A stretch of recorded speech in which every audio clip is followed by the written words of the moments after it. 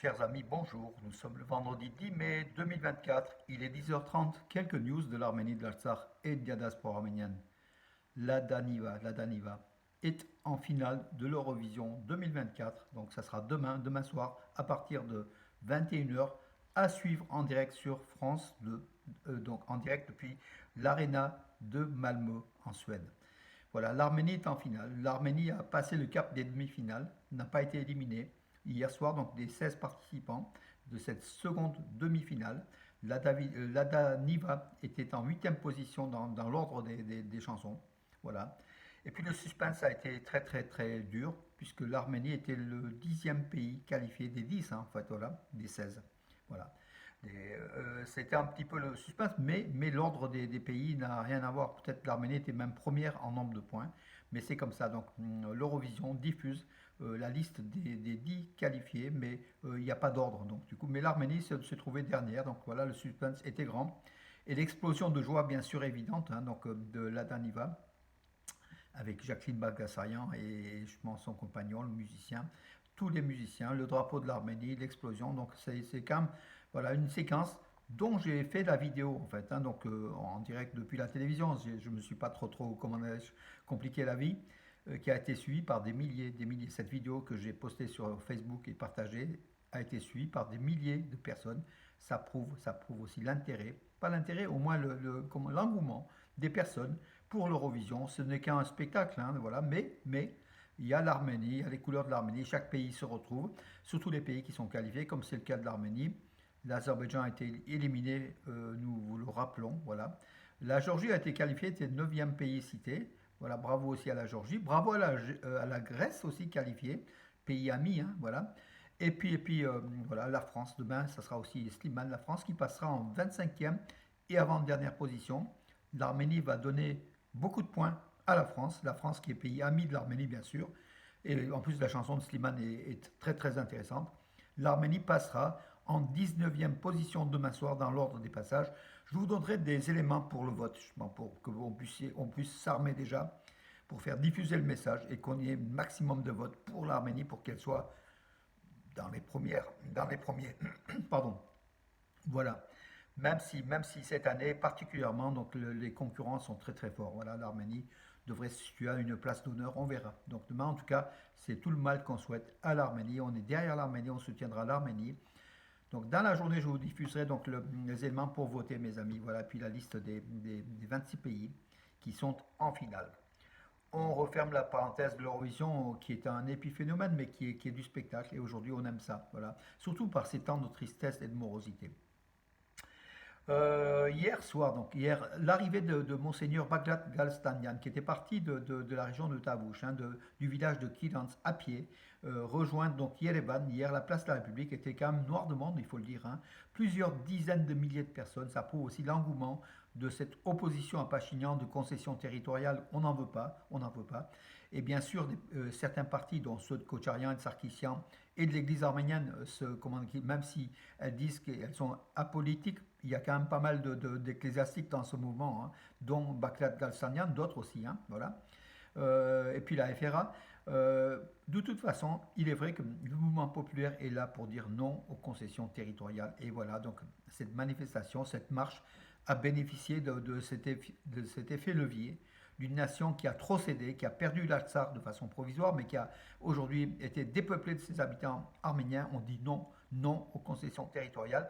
Même si Nicole Pachinian explique que ce ne sont pas des concessions territoriales, ce sont l'établissement de nouvelles frontières, des vraies frontières de l'Arménie, de la République d'Arménie, basées sur les 29 743 km², avec justement des bornes frontières qui sont importantes pour délimiter physiquement les frontières, même si l'Azerbaïdjan ne respectera pas de toute façon quand il faudra. L'autre élément important, les gardes frontières russes stationnés en Arménie dans les régions de Tavush, Sunik, Vayotsor, Geralkunik et Ararat quitteront ces lieux. Les gardes frontières quitteront ces lieux. Ils quitteront aussi l'aéroport Zvartnots. Voilà. Donc, par contre, lors de la rencontre entre Pachinian et Poutine, donc ça s'est passé le 8 mai, une rencontre qui a eu lieu entre Pachinian et Poutine à Moscou. Il a été décidé, justement, la Russie a accordé, c'est Dmitri Peskov, le porte-parole du Kremlin, qui l'a affirmé, la Russie accordé effectivement le fait que ces gardes frontières russes se retirent de ces points-là. Par contre, à la demande de l'Arménie, les gardes frontières resteront à la frontière arméno-turque et à la frontière arméno-iranienne, à Merli en fait, voilà, pour contrôler tout simplement au moins ces deux frontières extérieures. Mais pour ce qui est de l'Azerbaïdjan, en fait, les gardes frontières entre l'Arménie et l'Azerbaïdjan, donc ils vont être retirés dans toutes ces régions. Voilà, hier c'était la journée de la victoire aussi, 9 mai, dans l'ex-pays de l'Union soviétique, c'est fête de la Grande Guerre en fait, hein, de la victoire sur les nazis, sur les Allemands en 39-45, voilà, en Arménie, donc Pachinian et puis le gouvernement a assisté donc près de la statue de Maïr Hayastan, la mère Arménie, en fait, le parc de la victoire, assisté à une cérémonie avec dépôt de gerbes et puis rencontre avec les anciens résistants. Il en restait 44 pardon, anciens résistants, combattants de la Grande Guerre patriotique de 39-45 en Arménie. Nicole Pachinian en a félicité quelques-uns. Voilà, donc ces héros qui ont quand même, à l'époque soviétique, étaient animés par un patriotisme et qui ont quand même sauvé l'Union soviétique contre le déferlement nazi des Allemands et puis qui ont sauvé aussi la République d'Arménie, hein, puisque beaucoup de 300 000 Arméniens ont participé à la Grande Guerre de 39-45, dont à peu près 150 000 ou 180 000 issus de l'Arménie. L'Arménie qui était peuplée que de 1 million, 1,8 million, hein, donc à l'époque. Voilà. En tout cas, on a eu beaucoup de héros et effectivement, le 9 mai pour nous, c'est cette victoire contre les forces d'opposition. Ça, on connaît une Arménie qui a su vivre en tant que République d'Arménie et qui prospère et qui aujourd'hui prospère aussi. Et on soutient bec et ongle cette Arménie donc, qui est le refuge, le sanctuaire des Arméniens rescapés du génocide et puis du développement de l'Arménie, de la culture arménienne sur ce territoire. C'est le 10e du territoire qui nous reste, mais on y tient à cette Arménie, à cette République d'Arménie, aussi à l'Arsar qui est aujourd'hui occupé par l'Azerbaïdjan, mais de toute façon, un jour ou l'autre, on va y revenir. Les Arméniens ont la mémoire longue, ça on le sait.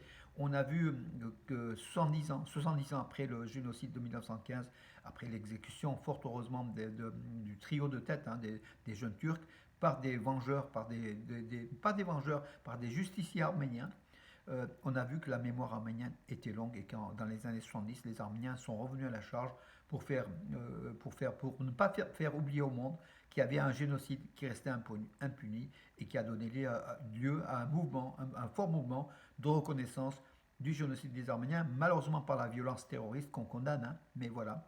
C'est la violence terroriste, c'était peut-être aussi l'arme des faibles, l'arme de ceux qui restaient donc aux États, aux nations, comment dirais-je, aux nations étouffées, et même en termes de communication, puisque la Turquie faisait tout pour qu'on ne parle pas du génocide, et même soudoyer, hein, c'est une méthode turque, aujourd'hui elle est azérie, on soudoie les journalistes, on soudoie les politiques pour qu'on n'en parle pas, on fait des accords pour qu'on n'en parle pas des Arméniens et des génocides des Arméniens.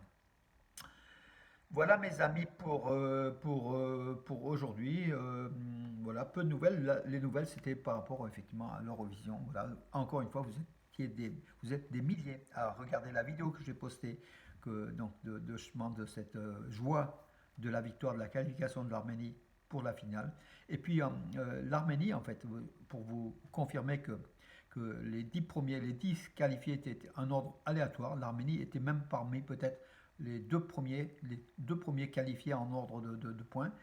La vidéo de l'Arménie qui est passée, donc la séquence de Jacqueline Bagdasaryan de la Daniva lors de cette deuxième demi-finale. Vous savez, le site de l'Eurovision, donc vous pouvez y aller, hein, sur Facebook, il y a 1 800 000 abonnés.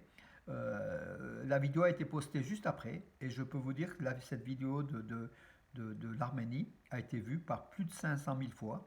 Donc c'est en termes de vision, elle est en tête de tous les candidats, de le passage des 16 candidats cette deuxième demi-finale. Donc l'Arménie intéresse, l'Arménie et puis les non-arméniens aussi, hein, voilà, parce que la Daniva est malgré tout connue même en France, voilà. En tout cas, nous, on aime la France, on votera pour la France, enfin, samedi, on votera pour l'Arménie, on peut pas, en France, on ne peut pas voter pour la France, hein, voilà.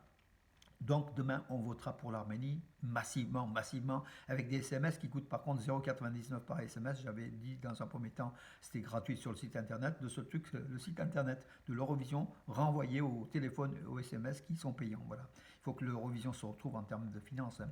On l'a vu aussi avec Bakou, hein, lorsque l'Azerbaïdjan a gagné en 2011 l'Eurovision à coup de bakchich. L'Eurovision est des fois intéressée par le financement aussi, il faut le dire. Même si on fait paraître, vous savez, le personnage clé de l'Eurovision fait comme si tout était en règle, que les votes sont bien déroulés. On peut dire tout ce qu'on veut, on peut dire aussi le contraire, voilà, tout simplement.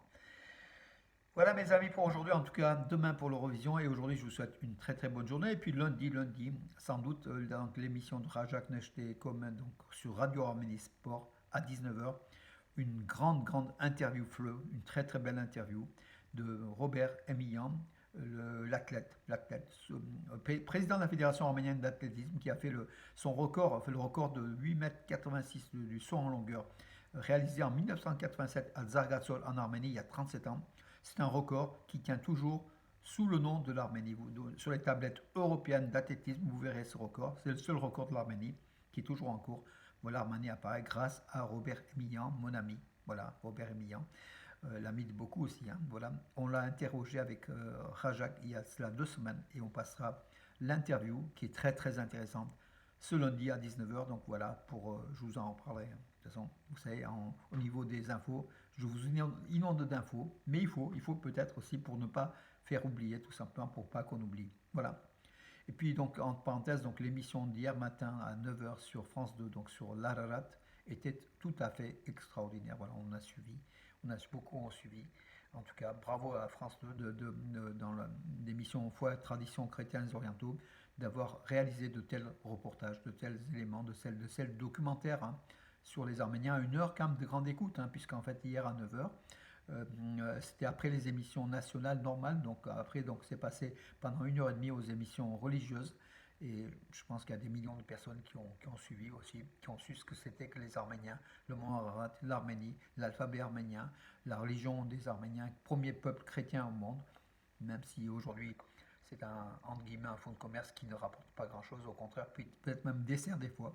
Mais en tout cas, nous, on est fiers de dire on est le premier Arménien, le premier État qui a reconnu l'Arménie, qui a reconnu le christianisme comme religion d'État en 301, avant 312, avant l'édit de Milan, en fait, avant Rome, qui était en 312, après l'Arménie.